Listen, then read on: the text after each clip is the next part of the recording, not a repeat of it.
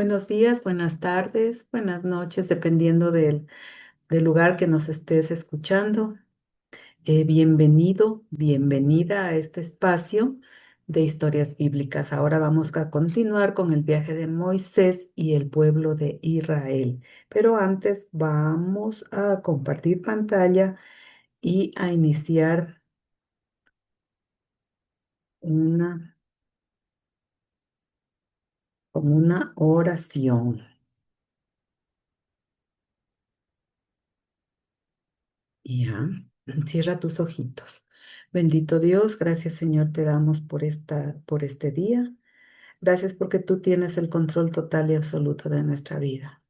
Gracias por amarnos inmensamente, Padre Dios. Gracias por permitirnos escuchar de tu palabra. Sé tú sembrándola en nuestro corazón. En el nombre de Jesús, amén y amén. Ok. Bueno, a ver. Estoy sin mi mouse, entonces estoy... Ay, perdón, perdón. Se me fue a la oración final. Ya, ahí sí, ahí empecé. Bueno, lo que vamos a compartir ahora es del Éxodo 19. Solamente vamos a compartir este capítulo porque el Éxodo 20 ya tiene los mandamientos y entonces eso de ahí le vamos a dividir en algunas clases para poder analizar cada mandamiento, es muy importante. Y además que el monte Sinaí nos trae unas lecciones hermosas. Entonces, esto está en el Éxodo 19. Bien. El viaje del pueblo de Israel, ustedes recordarán que, bueno, en la clase anterior vimos que llegaron a Redifidim, que era pues ya un oasis, y ahí estuvieron cierto tiempo y acamparon ahí. Pero ellos tenían que seguir su camino, ¿no? Hasta llegar a la tierra prometida, a Canaán. Y por eso continuaron y llegaron hasta el monte de Sinaí. De acuerdo al Wikipedia, bueno, hay algunas versiones del monte Sinaí de dónde está situado actualmente exactamente, y hay algunas controversias, se puede decir, ¿no? Unos dicen que está en África, en Egipto, otros dicen que no, que es Arabia Saudita, etcétera. Pero la teoría que más se acepta es justamente esta, de que está en África, en la cadena montañosa del Sinaí. eh, Actualmente pertenece a Egipto. Este, mm, Está en la península de Sinaí y tiene una altitud de 2.287 metros y una prominencia de 334 metros. Entonces, este monte es como decir la base del Torá, ¿no? Aquí recuerdan que, bueno, del padre Abraham, pues se dividieron, ¿no? Desde Noé, más bien dicho, ya se dividieron con sus tres hijos las diferentes y empezaron ya las diferentes ramas religiosas. Pues bueno, el monte Sinaí es justamente hay un monasterio de Santa Catalina que es como que guarda toda la información de esos manuscritos del monte Sinaí y se encuentra justamente cerca del monte Sinaí. Entonces, es la base de la Torah, del judaísmo, del cristianismo. Y en este caso, pues bueno, nosotros lo tenemos dentro del Antiguo Testamento y dentro del Pentateuco, es decir, de los primeros 5 libros escritos por Moisés.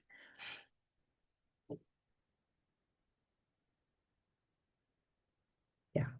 ¿Qué pasó con los israelitas? Como vimos en el mapa, pues llegaron, ¿no? Después dice que aquí, de acuerdo a la palabra de Dios, dice que en el mes tercero, es decir, a los 3 meses, el pueblo de Israel llegó de Redifín hasta el desierto de Sinaí y acampó cerca del monte de Sinaí.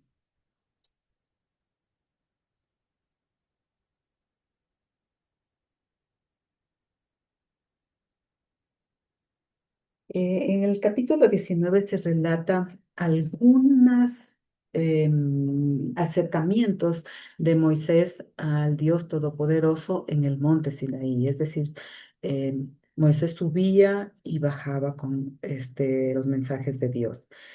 Se registran prácticamente 4 subidas de Moisés. Y eso muestra a un Moisés diferente. Recordarán ustedes que el Moisés, cuando Dios lo llamó en la zarza ardiente, Moisés dijo, no, yo no soy capaz, yo no puedo hablar, y todo le decía a Dios que mande a otra persona, que cómo va a hacer eso él, no se sentía capaz, estaba temeroso de su capacidad. Pero aquí vemos otro Moisés, un Moisés reformado, un Moisés fuerte espiritualmente, un Moisés dependiente completamente del Dios Todopoderoso. Y un Moisés que vivió en carne propia eh, ser una herramienta del Dios Todopoderoso, ¿no? Acuérdense que hubo las plagas de Egipto, lo sacó a su pueblo de la esclavitud y bueno, todos los milagros que el Señor mostró, eso ya hemos venido estudiando en las anteriores clases. Entonces, cuando Moisés subió a la montaña, ¿sí? Dios dice, y Moisés subió a Dios, esto está en el versículo 3. Y Jehová le llamó desde el monte diciendo, así dirás a la casa de Jacob y anunciarás a los hijos de Israel.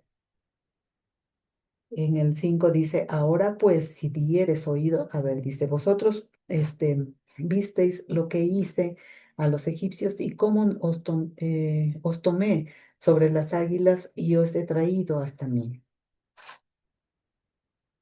sobre las alas. Perdón. Ahora pues, si dieres oído a mi voz y guardares mi pacto, vosotros me seréis mi especial tesoro. Miren cómo Dios ama al pueblo de Israel. Vosotros seréis mi especial tesoro sobre todos los pueblos, porque mía es toda la tierra, y vosotros me seréis un reino de sacerdotes y gente santa. Estas son las palabras que dirás a los hijos de Israel. Lo que ya comentábamos en la clase anterior, Dios quería que de cada primogénito de Israel salga un sacerdote y que el pueblo en sí sea un pueblo santo. Y siempre Dios ha querido. Dios quiso, Dios quiere y Dios querrá eso, ¿no? Entonces, ¿qué hizo Moisés? Moisés bajó a a hablar con los ancianos, ¿no? Con los ancianos, pues eran y jueces, ¿no? Eran como los líderes. Imagínense, había más de 600.000 personas.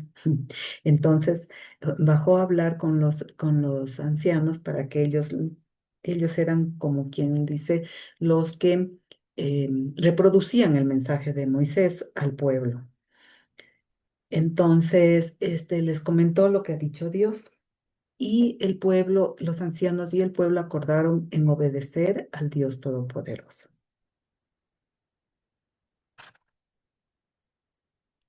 ¿Ya? Luego, ¿qué pasó? Moisés volvió a subir al monte y dijo, ya he hablado con los ancianos y el pueblo está de acuerdo. Miren, un Dios que no impone, un Dios que em, te da un libre albedrío desde antes. No se diga ahora que vamos a ver con Jesús. Entonces Moisés volvió a subir y Jehová esta vez le dio otra instrucción. Le dijo que santifique al pueblo, que 3 días los santifique, que laven sus vestidos, que no tomen mujer, que se arrepientan de todo pecado, para que él pueda bajar. Y también le dijo a Moisés que va a bajar en una nube. Ahora, ¿por qué les pidió que se santifiquen? Justamente porque este es un principio de Dios, porque para llegar a Dios uno tiene que santificarse y esto significa arrepentirse de los pecados, de todo lo que haya desagradado al Señor. Significa estar limpios de corazón, para poder acercarse al Señor. Recuerden que nadie puede acercarse a Dios si es que está lleno de pecado, porque Dios no tiene comunión con el pecado. Entonces la santificación era un acto de preparación para la revelación de Dios. Era también una forma de mostrar respeto y reverencia hacia Dios y su presencia. Y al santificarse, el pueblo demostraba su deseo de cumplir con el pacto que había hecho con Dios.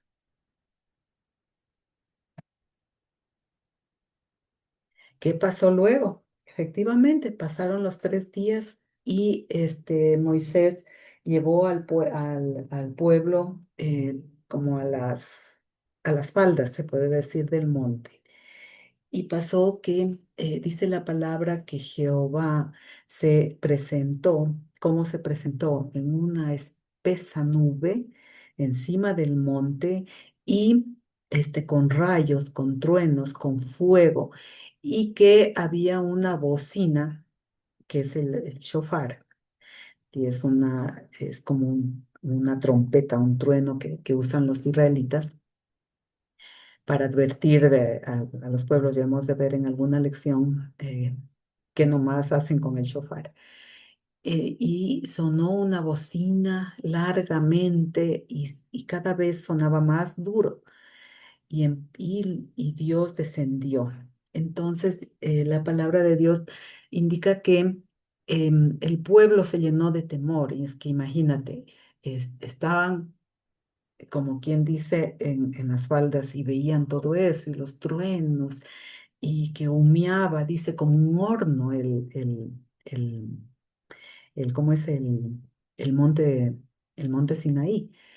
Entonces Dios le dijo a Moisés que suba con su hermano y con los sacerdotes. Habían 70 sacerdotes o ancianos, pero pero Elías le dio instrucciones de que todo el pueblo se guarde.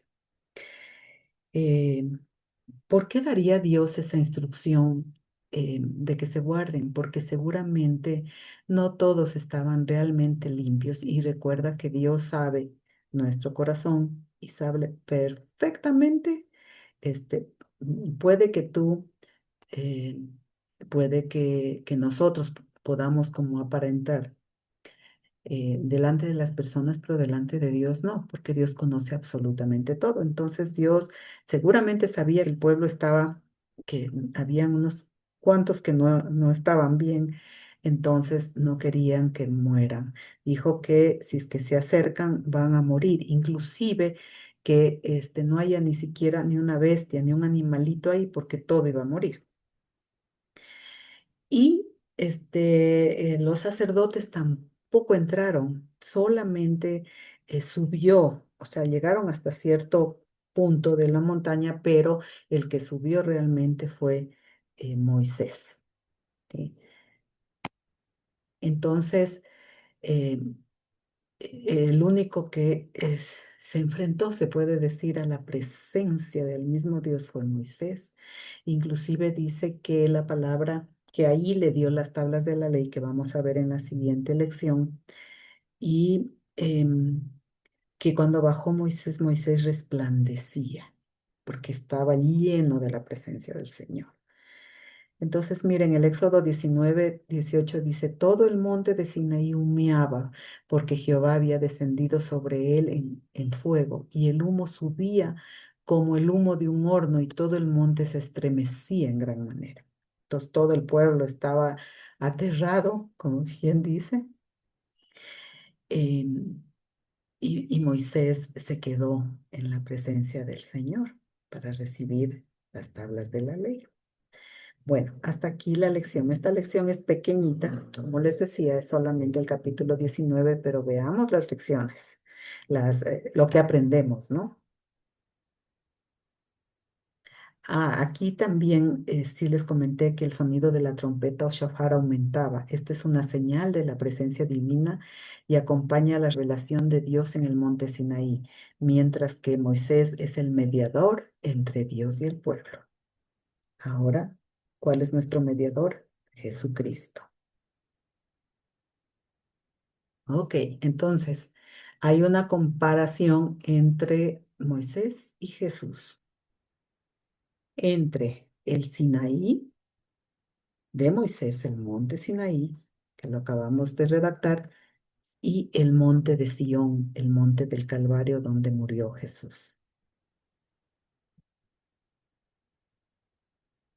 A ver, ¿cuáles son las similitudes entre Moisés y Jesucristo? He tomado del internet, he estado analizando, he estado estudiando y bueno, he pedido revelación al Señor porque realmente es una responsabilidad muy, muy, muy grande la que Papito Dios pone para que yo les pueda transmitir. Entonces, las similitudes entre Moisés y Jesucristo, primero, son líderes, ¿no? Y muestra algo súper importante, que no hay revelación sin prueba. ¿Por qué?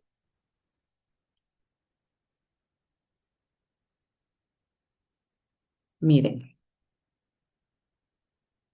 estas dos primeras. Amenaza de su vida. Ay, ya se me fue.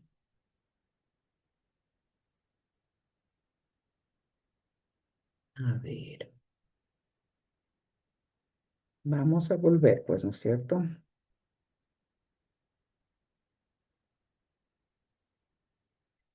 Amenaza de su vida de bebés. Recuerdan a Moisés. Moisés, la vida de Moisés estaba amenazada porque justamente el faraón mandó a matar a todos los bebés para que no se sigan reproduciendo los israelitas, los bebés varones, porque dijo que están reproduciéndose y son muy prósperos y todo lo que hacen les va bien. Y las hebreas eran muy fértiles y que podían llegar a superar tanto en número que después se pueden rebelar. Y dependían pues de los esclavos, ¿no? Porque los israelitas eran esclavos.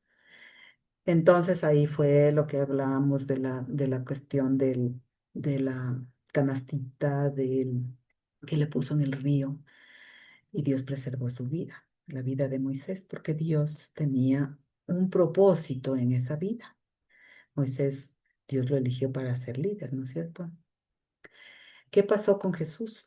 Con Jesús igual manera. Ustedes recordarán que cuando los Reyes Magos fueron guiados por la estrella y fueron a Herodes, le dijeron que les revelaron que hay un rey que va a nacer. Entonces Herodes se puso, uy, un rey, me va a quitar mi reino, me va a quitar mi poder y mandó a matar a los niños, recordarán.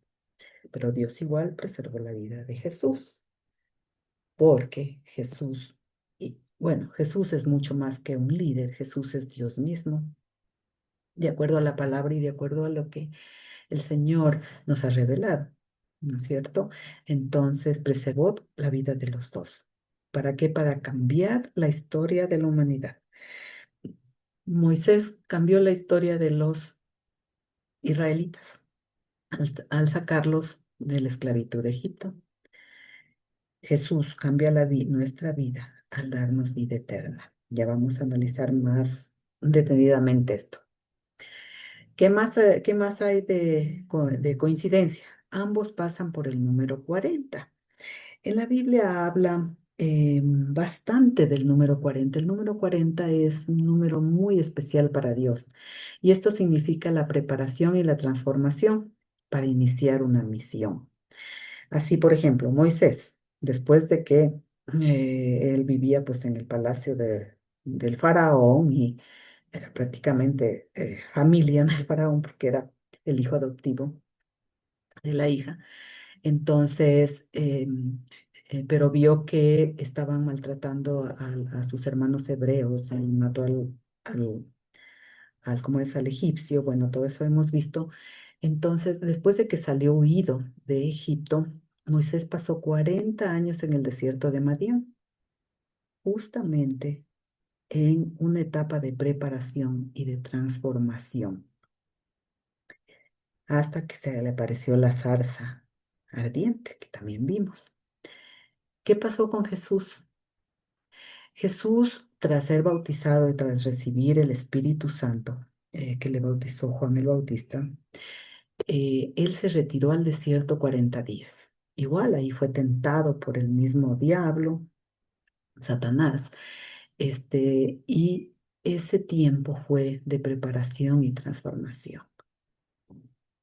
Por eso, esos dos líderes tuvieron la revelación, pero pasando la prueba. Esa prueba les preparó para iniciar su misión, porque Jesús es Dios, pero Jesús, recuerdan que Él se encarnó, se hizo hombre.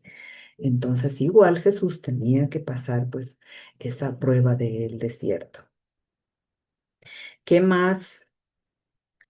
¿Qué más podemos ver?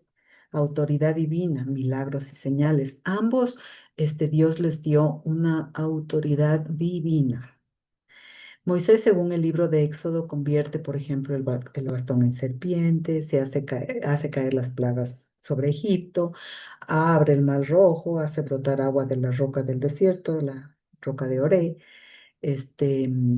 También cambió, hizo que el agua de mar a la amarga se convierta en dulce.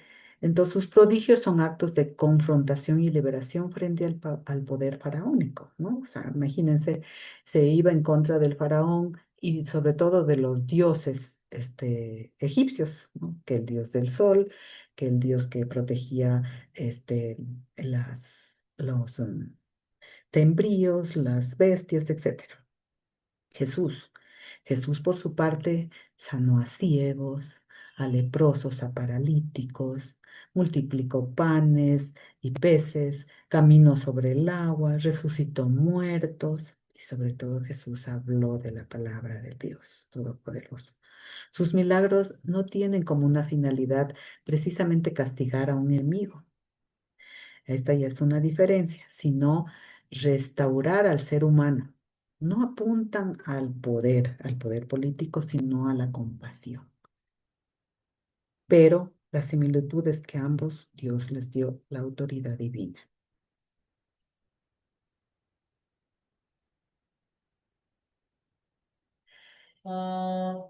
Entonces, en forma general, las similitudes. Primero, unión entre lo humano y lo divino. Eso estamos viendo, ¿verdad? Unión entre lo humano y lo divino. En el monte Sinaí, se unió Dios con el hombre a través de Moisés. Fue el mediador. En el monte de Sión, en cambio, fue Jesús con Dios. Jesús hecho hombre. Dos, presencia de Dios y su compromiso con la humanidad. ¿Qué nos pide Dios? Fe, que creamos en Él. Obediencia, que obedezcamos sus leyes, sus mandamientos. Y nos da su revelación. Tres, propósito de la existencia humana, una vida en base a preceptos morales. Eso es lo que quiere Dios, que tengamos una vida con un propósito, con una existencia que esté basada en principios, en valores, en sus mandamientos. ¿Cuáles son las diferencias? La ley mosaica, la ley de la montaña y de la ley a la gracia.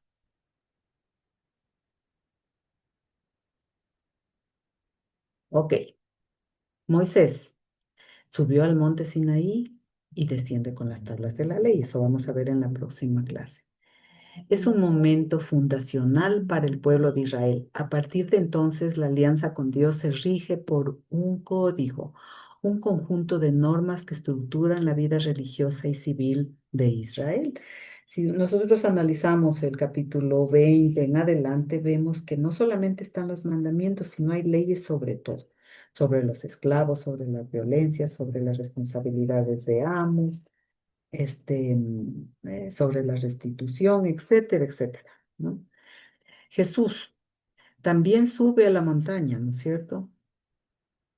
A la montaña de Sión y pronuncia un discurso que marcará a sus seguidores, el Sermón del Monte. Esto está en el Evangelio de Mateo, que comienza con las bienaventuranzas y continúa con una reinterpretación de la ley mosaica. Recuerdan que ustedes, recuerdan que los fariseos querían tentarle, querían que caiga, ¿no?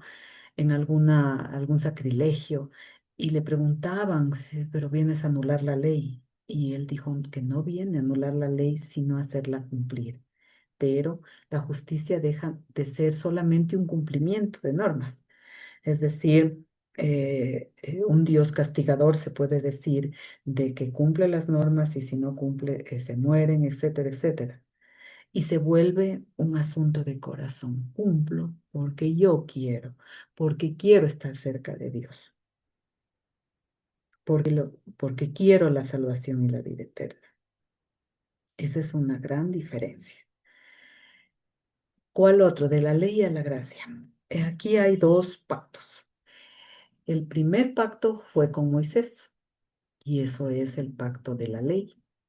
Ahora nosotros estamos en la gracia, que es el segundo pacto que hizo mediante a través de Jesús.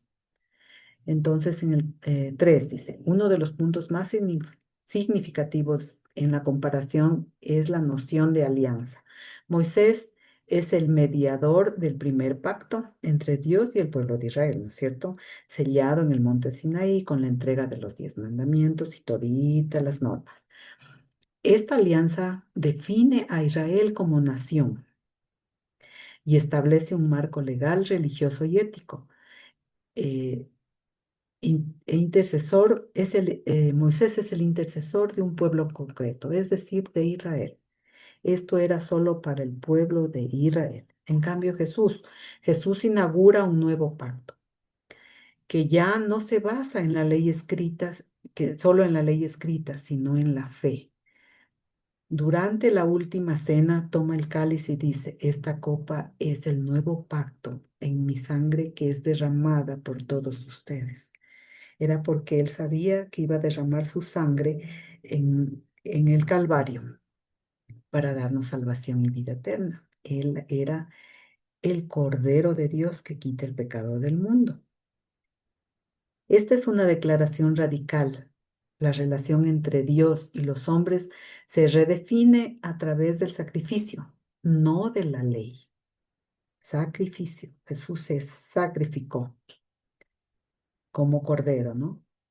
Y Jesús es un mediador universal. No solamente es para el pueblo de Israel, es para todos nosotros los que no somos israelitas, que en la palabra nos dicen los gentiles.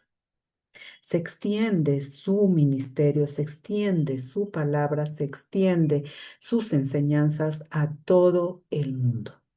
Eso lo iniciaron justamente los apóstoles. Por eso Jesús les preparó a los apóstoles.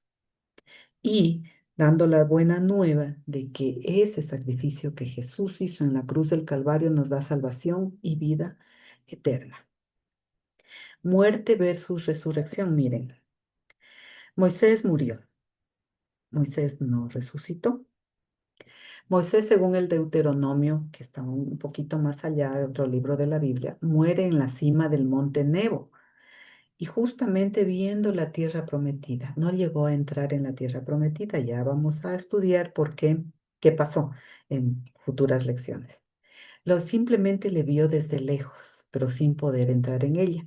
La muerte de Moisés cierra un ciclo, es decir, el éxodo de los israelitas de la salida de Egipto y la formación de la nación de Israel. ¿Qué pasa con Jesús? Jesús murió en la cruz del Calvario, ejecutado por los romanos. Es sepultado, pero Jesús no se halló su cadáver. Jesús resucitó al tercer día. Su muerte no representa un final de un ciclo, Su muerte representa el comienzo de una nueva etapa de salvación y vida eterna para todos.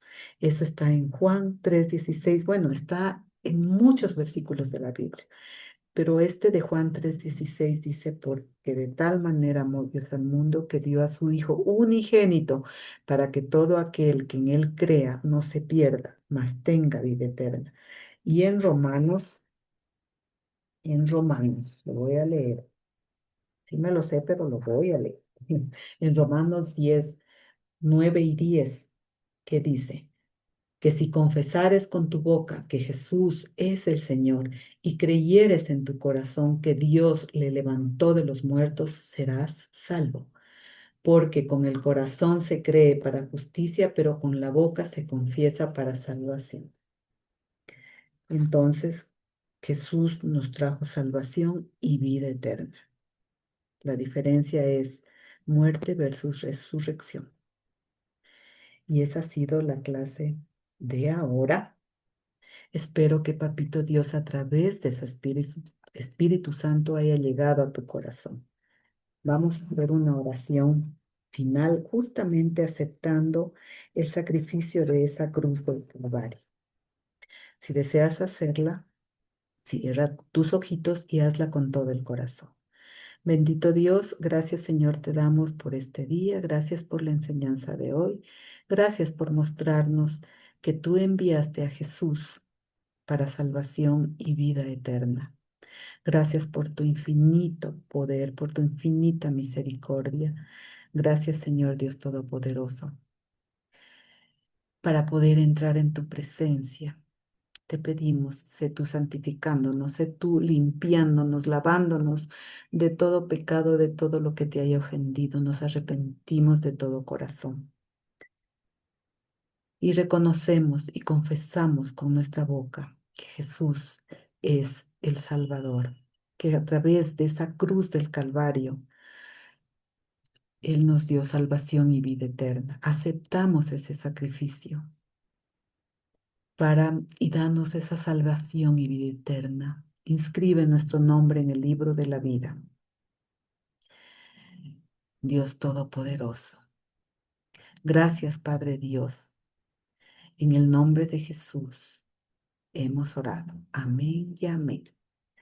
Ok, entonces esta ha sido la clase de ahora. Muchas gracias por escucharme. Que Dios me los bendiga abundantemente. Bye, bye.